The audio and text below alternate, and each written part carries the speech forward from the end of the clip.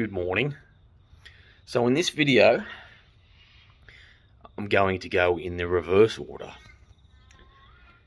I'm going to show you what the final product looks like and explain sort of in reverse what I've done, but then show you how to actually do it. I've identified a door open. See? I identified that. I inspected it. I looked at everything from the outside without having to actually touch it or be in there. And I concluded that it looks like it's open. It's very unlikely that it's secured to something else and going to be jammed. And if I can somehow get to that, I can probably move it and open it.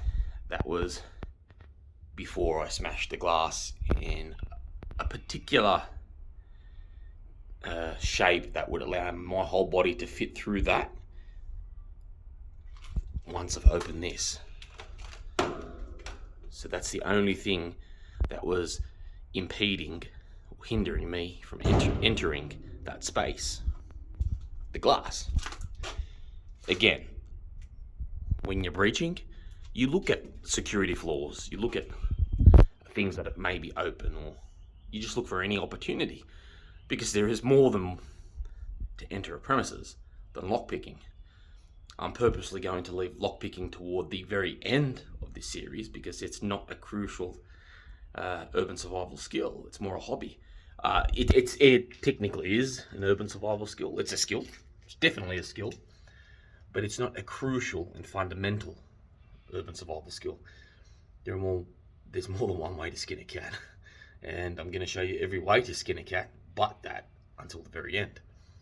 Again, this was my thinking process.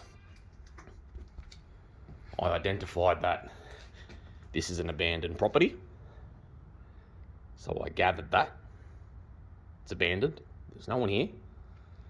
No one can hear me, and even if they could, there are a few people who are going to stop their day just because of one very small glass sound. The rest is easy once you've made that break, which I'll soon illustrate. So I've ascertained that this is the ideal location. I've looked around the premises in such a way that I do not act suspicious or arouse suspicion. And at the back of the premises, whilst this glass was intact, mind you, I've looked very carefully and said, shit, this is open. They've actually left this open. So if they've left this open, and it can, and I deducted it could do this all the way while the glass was there, then clearly the only thing that was in my way was the glass. So that's the thinking process. So I rave on at the start, but unlike everyone else, I do get to the beauty of it. But it's for a reason. You need to understand the thinking processes behind what you do. Again, the identification, the finding the loophole, knowing that this probably does that. And the only thing blocking me is the glass. So what did I do? I smashed the glass. I confirmed my hypothesis that it swings open. And thus, watch this. In I go. Being very, very, very, very careful of the glass.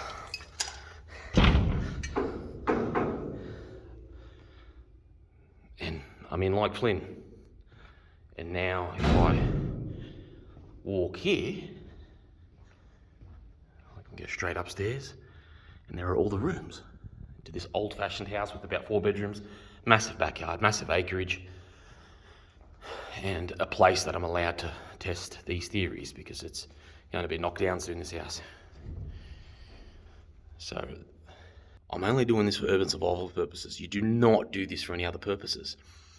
I'm teaching you this for real bad situations that may come about. So it's not like I've gone in the neighbourhood and smashed some innocent person's fucking glass. This is about to be knocked down, this place. So I've got permission to do all the stuff I'm going to do. Okay. Back through. Oh, fuck. I'm watching, I don't scrag my cock on the fucking glass. I should have actually went the other way. Now, the easy part, the breaking of the glass. So when you break a glass, the idea is to make as little noise as possible. And you do that by throwing the smallest, or the smallest stone, but the most dense stone you can find, and as hard as you can. So let me give you an illustration. I've got to find something small. It doesn't even have to be a stone. It can be a fucking steel object, something small. So hang in with me. Look for something small and rock-like. In this, there we go. I knew I'd come across something. Perfect. See? Absolutely perfect. Now, these aren't security floors. None of these are open, but I'm just going to show you the noise it makes and how to get away with it. There's a glass. You can see my silhouette there. See my throwing hand? Again, as fast as I possibly can, and as close as I can. I want it to penetrate without making that shattering noise. So I'm going to have one step forward and then just absolutely peg it.